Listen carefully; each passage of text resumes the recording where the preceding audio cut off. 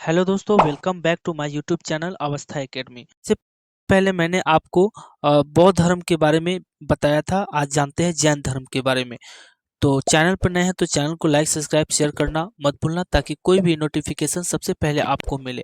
तो जैन धर्म के संस्थापक कौन थे? तो ये थे आपके ऋषभ ऋषभ थे, जो आदिनाथ के नाम से जाने जाते थे।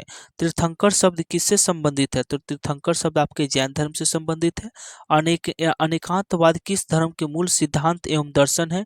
तो ये आपके जैन धर्म का है। नेक्स्ट, जैन धर्म में कर्म परमाणुओं के पूर्ण विनाश को सूचित करने वाली अवस्था को क्या कहा जाता है? तो निर्जरा कहा जाता है। जैन धर्म में संवर का क्या अर्थ है? तो जीव की ओर नए कर्म का प्रवाह रुक जाना ही संवर कहलाता है।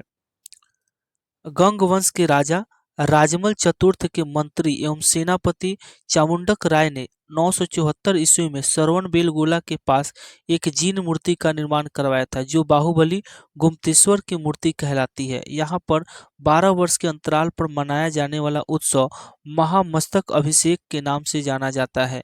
यह भी पॉइंट्स याद रखेंगे। त्रिरत्न सिद्धांत सम्यक दर्शन, सम्यक आचरण और सम्यक ज्ञान किस धर्म से संबंधित है? तो जैन धर्म।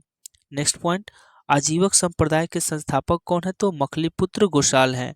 अनुवृत्त सिद्धांत किस धर्म से संबंधित है? तो जैन धर्म। यापनीय किस का संप्रदाय था? तो जैन धर्म का था। अगला, प्रारंभिक जैन साहित्य किस भाषा में लिखे गए थे? तो अर्धमागधी के रूप में लिखे गए थे। पार्श्वनाथ से संबंध होने के कारण कौन सा स्थल जैन सिद्ध क्षेत्र के नाम से जाना जाता है?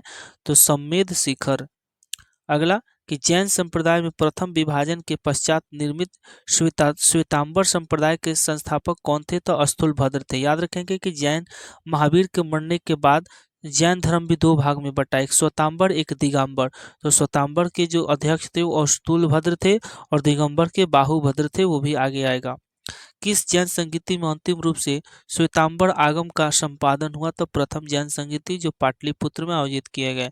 स्यादवाद सिद्धांत किससे संबंधित है? तो आपके जैन धर्म से संबंधित है।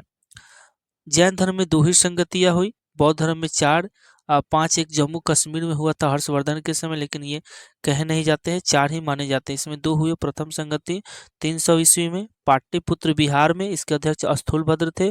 और द्वितीय संगति 512 ईस्वी में बल्लभी गुजरात में, इसके अध्यक्ष रामाश्रवण हैं। अगला पॉइंट, की जैन तीर्थंकरों के क्रम में अंतिम कौन था? तो 24 तीर्थंकर में 24वें तीर्थंकर थे महावीर स्वामी। आगे, महावीर स्वामी 24वें तीर्थंकर थे, जो जैन धर्म को काफी प्रसिद्ध किए।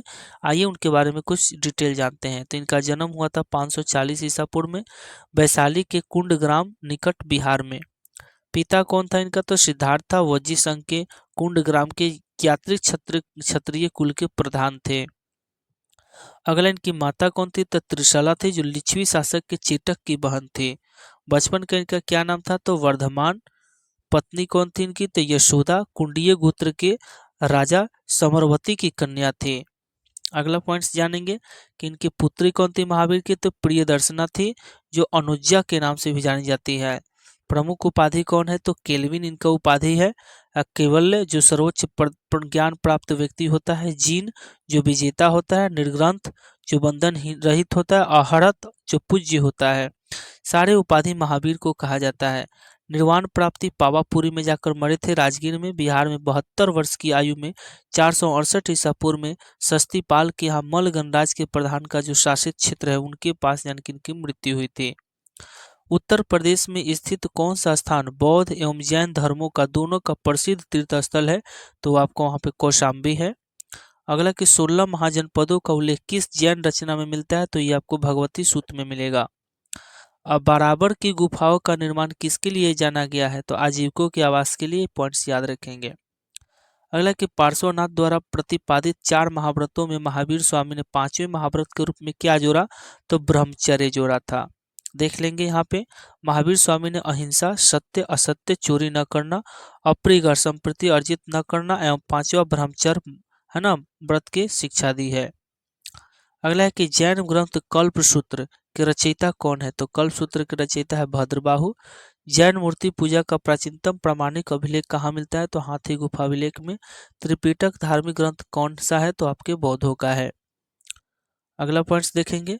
उसके बाद लास्ट पॉइंट इसका क्या कहता है, एनसीईआरटी के लास्ट पॉइंट कहते हैं बस इतना पढ़िएगा काफ़ी है। जैन संप्रदाय में विभाजन के पश्चात स्थूलभद्र के अनुयायी श्वेतांबर, जबकि भद्रबाहु के अनुयायी दिगंबर कहलाए। ये भी आप पॉइंट्स याद रखेंगे। आई होप वीडियो पसंद आई होगी। मिलते हैं नेक्स्ट वीडियो में, तब तक के लिए जय हिंद, है ना। मिलते हैं नेक्स्ट वीडियो में। Thank you.